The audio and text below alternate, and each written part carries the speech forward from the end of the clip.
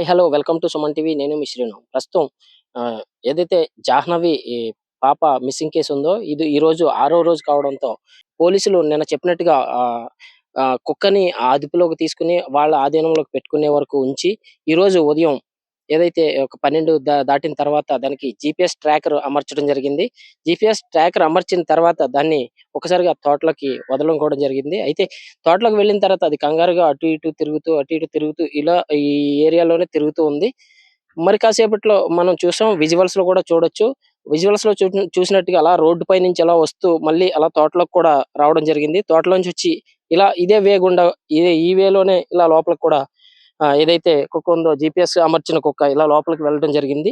అయితే ఈ జీపీఎస్‌కి సంబంధించి పోలీసులు ఎప్పటికప్పుడు అధికారులు అందరూ కలిసి ట్రాకింగ్ చేస్తూ ఉన్నారు.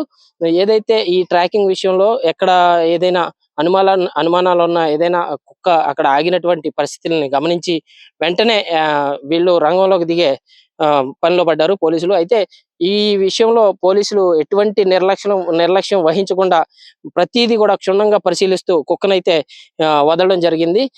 కుక్క అయితే చూడొచ్చు మీరు, ఈ దారి గుండానే ఇప్పుడే ఇలా వెళ్ళడం జరిగింది.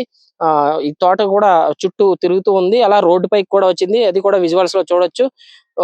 ప్రస్తుతం అయితే కుక్క ఏదైనా కీలక అప్డేట్ ఇస్తుందా అని కూడా ఇక్కడైతే ఉత్కంఠ ఉత్కంఠతో అందరూ ఎదురు చూస్తూ ఉన్నారు.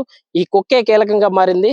ఈ యొక్క పాప మిస్సింగ్ కేసుకి ప్రత్యేకించి ఈ కుక్క ఒక ఏదైనా ఈ అప్డేట్ ఇవ్వబోతుందా అని ప్రజలందరూ కూడా ఎదురు చూస్తూ ఉన్నారు.